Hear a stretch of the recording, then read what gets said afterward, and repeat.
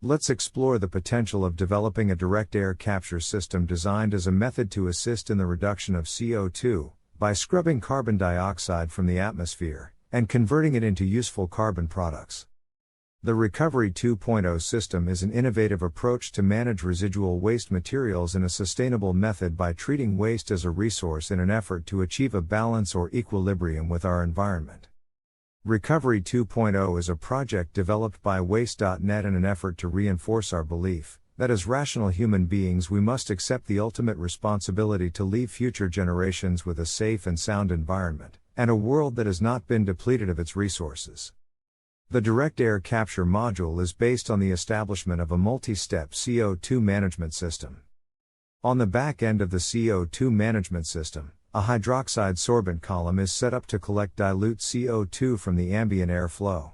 When the sorbent becomes saturated, the hydroxide may be regenerated from the heat of a kiln, which releases a concentrated CO2. The concentrated CO2 is reacted with green hydrogen in a synthetic methane conversion process to produce CH4 or recovered natural gas, referred to as RNG.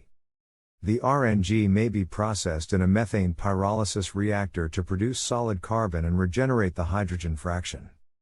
The solid recovered carbon product may be supplied as a raw feedstock into the carbon and graphite manufacturing chain and may be converted into pigments, powders, filtration media, battery and electronics and carbon manufactured products or as a solid recovered fuel. The back-end steps are designed to piggyback and operate in conjunction with the Recovery 2.0 system, since the capital cost of any CO2 management system may be difficult to justify by a standalone direct air capture module. The front end of the direct air capture module is focused on developing an economical method of driving the required ambient air flow while maintaining a minimum carbon footprint for the process.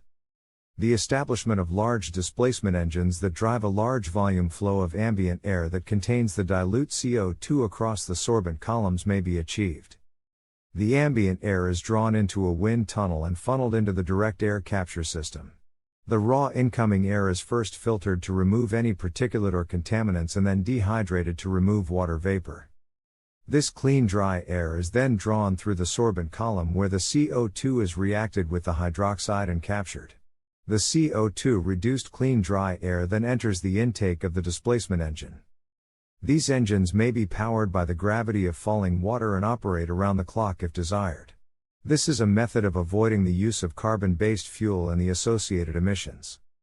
Hopefully you have gained some insight on one method of CO2 mitigation. We intend to discuss additional facets of CO2 management at some point in the future. Until then, please feel free to contact us at your convenience at Waste.net.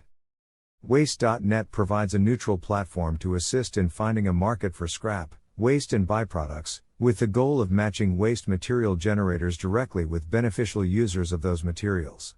By connecting market participants, we foster collaboration and promote environmental sustainability. Please feel free to visit us today at www.waste.net.